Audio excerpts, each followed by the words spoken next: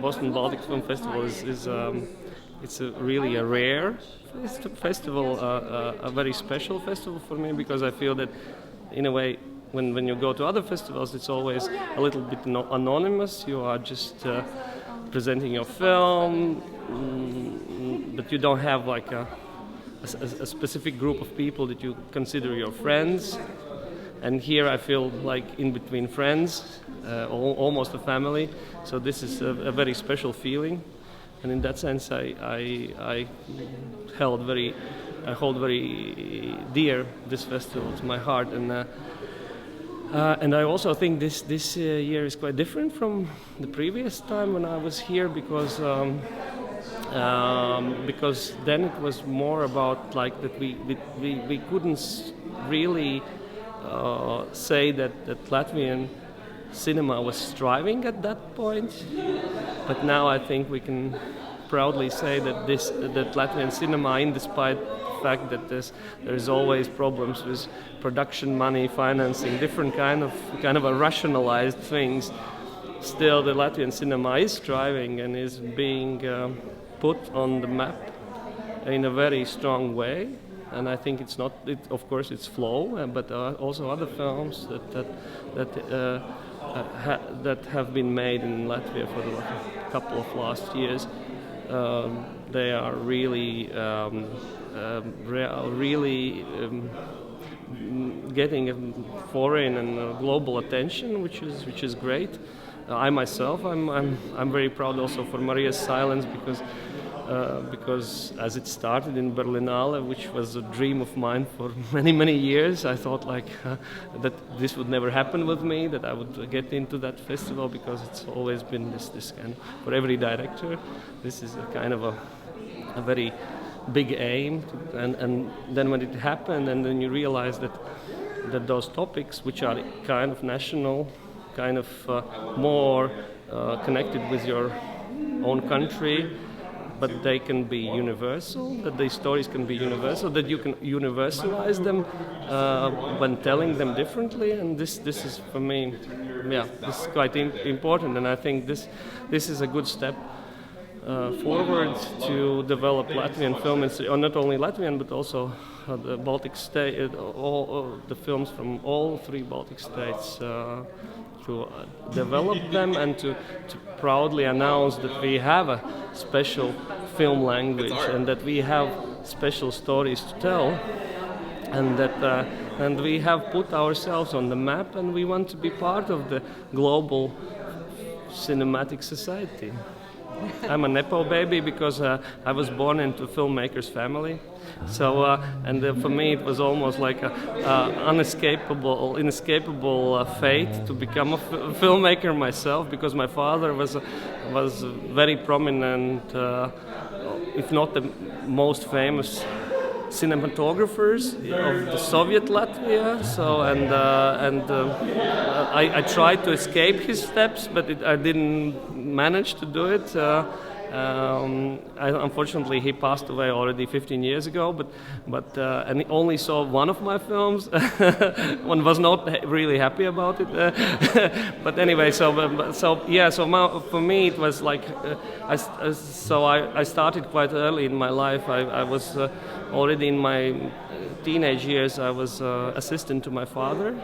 So working as a camera assistant, then I became an editor, and then when I tried to kind of move away from filmmaking, because I was studying history and philosophy, and then but eventually there were these stories that I thought like that they have to be told, because they are so powerful in a way, and they also that they expose the Latvian history in a very strong way. So I thought that I have to do something about it, and then gradually I returned to making my own films. So I starting with documentaries, and then gradually moving over also towards making my first fiction film. So basically I'm a little bit like, I don't like this feeling that I'm a little bit like, I was a little bit how to say, privileged maybe. For me it was an easier way and now I'm really struggling with every film. If I feel that there's something wrong with the film, or if it's not. Yeah, so I'm this kind of a perfectionist. I want every film to be perfect, because if the film wouldn't be perfect, then I would feel kind of that I'm wrongly privileged to make this film. So this is always a struggle for myself, like a kind of a psychological obstacle, let's say, that I have to overstep with every of my films when I'm making. I'm also the head of the university that provides film education in Latvia. So for me, I see how difficult the way for young Latvian students are to become filmmakers and also to get the opportunity to make their films. And for me, it was easier. And for me, it was like the kind of this way, even though maybe the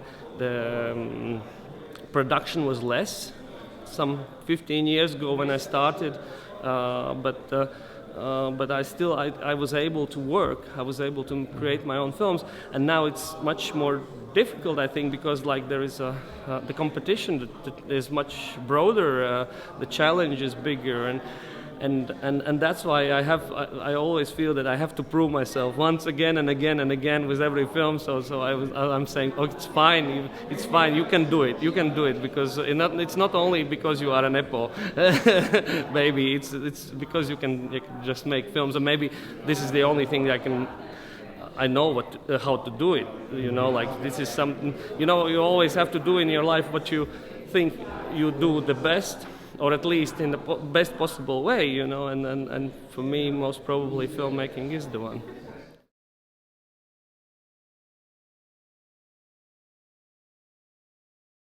When we made the film, we did a kind of a very thorough research on the topic. We learned about quite many of these individual personalities, but also like the historical context, and then the whole historical situation that was in Soviet Russia at that point.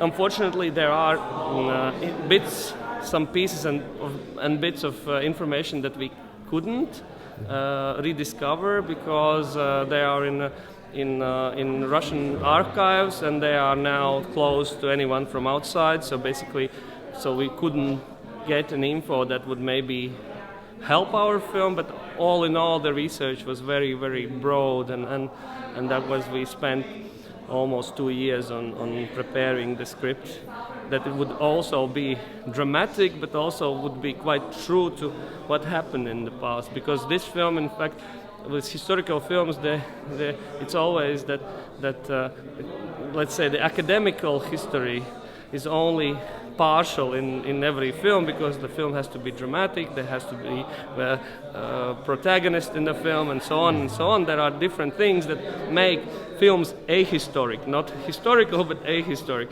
And in that sense, in our case, we can say that the history was more creative than we could be, even, because everything that happened in the past, and that we see that there are historical research done already on that, and we can read it in the books.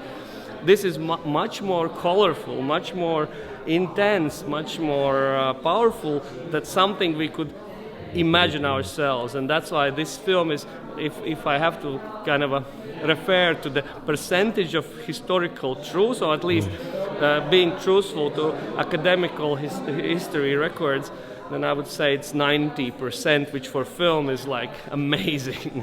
Ježo's character is downplayed in the film. His stories are like it's crazy. What he like the all different parties that he was putting, or different perversions, or so it was like, when you read about it, when you learn about it, it's like you understand that if you would put it in the film, people would say we don't believe in it. In the film, it's totally downplayed. The Ježo's character is totally downplayed by us, because we thought like that he would then start to play a stronger role, because people would just watch some kind of this kind of a Soviet elite perversies in a very radical way. It's quite many monographies written on the subject about Yezhov in particular as this kind of a very perverse man who was all the time in this kind of in between sexual pleasures, killings, persecutions, parties. So it was like it's crazy, you know. It's really crazy. His personality, I would say, is from all the Soviet elite from that particular period in history, he is the most, I don't even know the word, the most exaggerated, or in a way that is totally crazy person. Wow. We discussed it with one of the historians, and we were like discussing it, and we thought like this is like 20% of what he was. Like it's totally downplayed, you know, and